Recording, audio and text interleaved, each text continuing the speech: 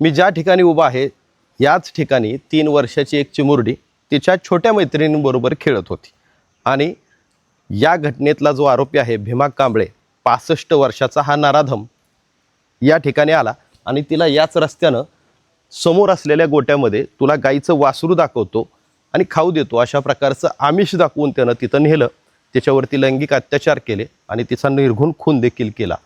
हा जो सगळा परिसर आहे याच परिसरामध्ये इथं छोटी लहान मुलं म्हणजे ती जी मुलगी होती ती मुळातच आजीकडे सुट्टीला आलेली होती आणि इथं सुट्टीला आलेली असताना तिच्यावरती हा प्रसंग बेतला। समोर इकडच्या बाजूला हे बघाल नेहमीच गजबजलेलं असलेलं हे नसरापूर, आज या नसरापुरामध्ये स्मशान शांतता आपल्याला दिसून येते। त्याचं कारणच असं आहे की 3 वर्षाच्या मुलीवरती या आरोपीनं अतिशय निर्घुण अशा प्रकारचा खून करत तिच्या आधी लैंगिक अत्याचार केले आणि नंतर तिचा निर्घुण असा खून देखील केला। विशेष म्हणजे या आरोपीनं ज्या वेळेस ही घटना केली त्यानंतर ती मुलगी मिळत नाही, आजूबाजूचे लोक शोधायला या परिसरामध्ये शोध घेत होते। इथं जर पाहिलं आपण या पाण्याच्या टाकीवरती हे CCTV आहेत, हे CCTV चेक झाले मात्र याच्यामध्ये बॅकअप नव्हता आणि त्यामुळं समोरच्या बाजूला याच बोळीमध्ये एक हा जो रस्ता आहे या रस्त्यावरती दुसरे CCTV फुटेज आहे ते फुटेज मिळालं। दरम्यान हे फुटेज मिळण्याच्या अगोदर हा आरोपी या शोध मोहिमेत देखील सहभागी झाला होता। तो स्वतः देखील ह्या परिसरामध्ये फिरत होता आणि ह्या मुलगी कुठं मिळते का किंवा लोकांचं काय चाललंय हे पाहत होता। त्याने बघ्याची भूमिका घेतली मात्र समोर असलेल्या बिल्डिंगमध्ये ज्यावेळेस CCTV फुटेजमध्ये हात दिसला त्यावेळेस पोलिसांचा संशय बळावला। पोलिसांनी त्याला ताब्यात घेतलं, पोलीस ठाण्यामध्ये चौकशीसाठी नेलं आणि त्या ठिकाणी पोलीस तिकडे त्याच्याकडून या घटनेची माहिती घेत होते, कारण ती मुलगी या आरोपीबरोबर तिथं पोचली परंतु ती त्याच्याबरोबर माघारी आली नाही। घटना झाल्याच्या नंतर हा आरोपी इथून बाहेर आला आणि पाठीमागं गावच्या पाठीमागं असलेला एक जो रस्ता आहे त्या रस्त्यानं त्यानं दुसऱ्या ठिकाणी गेलेला होता।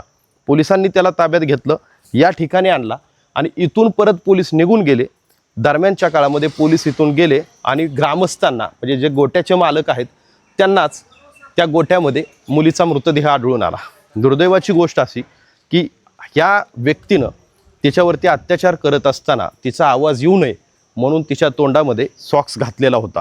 नंतर तिच्यावरती ज्यावेळेस अत्याचार झाले, तिचा खून झाला त्यावेळेस तिच्या अंगावरती गंभीर जखमा देखील होत्या, अनेक तिचा एक हात देखील मोडलेला असल्याचं बोललं जाते। दरम्यान आता हा सगळा तपास पोलिसांकडून चालू आहे। या प्रकरणात आता सरकारने SIT स्थापन केलेली आहे मात्र सध्या नागरिकांच्या भावना ह्या प्रचंड तीव्र आहेत।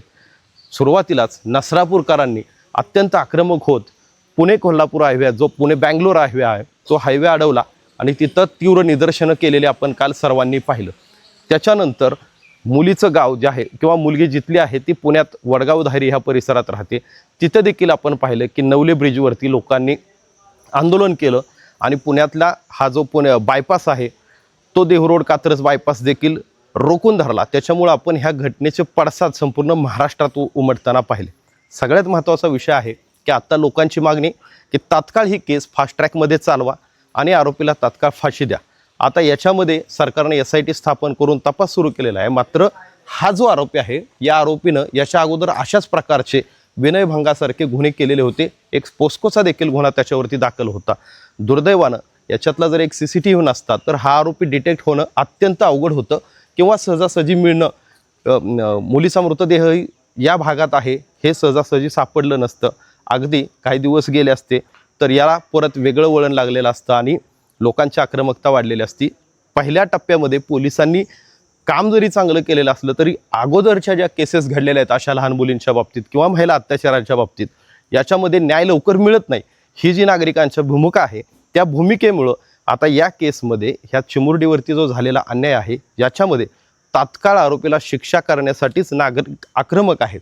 सध्या नसरापूरच्या ग्रामस्थांनी देखील सामंजस्य भूमिका घेतलेली आपल्याला पाहायला मिळते, कारण शेवटी आपल्या देशामध्ये आपल्या राज्यामध्ये ही लोकशाही आहे आणि त्याच्याच पद्धतीनं तपास केला जाईल, आरोपीला शिक्षा देण्याचं काम ही आपली न्यायपालिका करत असते। त्या एवढंच विषय आहे, सरकारच्या हातामध्ये ज्या गोष्टी आहेत त्याच्यामध्ये सगळ्यात महत्त्वाचा विषय आहे की लवकरात लवकर हे केस चालवणं आणि फास्ट ट्रॅकमधून ह्या आरोपीला शिक्षा देणं। दुसरी बाजू अशी आहे की याच्या अगोदरचे जे गुन्हे होते याच्यामध्ये आरोपी जामिनावर नव्हता तर त्याची केस जी आहे ती ट्रायल चाललेली आहे। केसचा निकाल लागलेला आहे आणि त्याच्यामध्ये तो निर्दोष सुटलेला आहे. त्याच्यामुळं अनेक लोकांच्यात हा देखील गैरसमज होतोय की पहिल्या केसमध्ये आरोपी जामिनावर सोडला आणि मग त्याने दुसरी घटना केली. तर असं नाही आहे. पहिल्या केसमध्ये याच्या विरोधात ठोस पुरावे न मिळाल्यामुळं किंवा साक्षीदार न टिकल्यामुळं हा आरोपी जो आहे तो निर्दोष सुटलेला होता. आता या केसमध्ये मात्र पोलिसांनी किंवा SITनं याच्यामध्ये मजबूत पुरावे, याच्यामध्ये साक्षीदार जे आहेत ते सरकारी पंच असणार आहेत. म्हणजे इथं कुठंही या आरोपीला या गुन्ह्यातून वाचण्याची संधी मिळणार नाही. फक्त आता याच्यामध्ये निकाल कधी लागतोय हेच आपल्याला पाहावं लागणार आहे.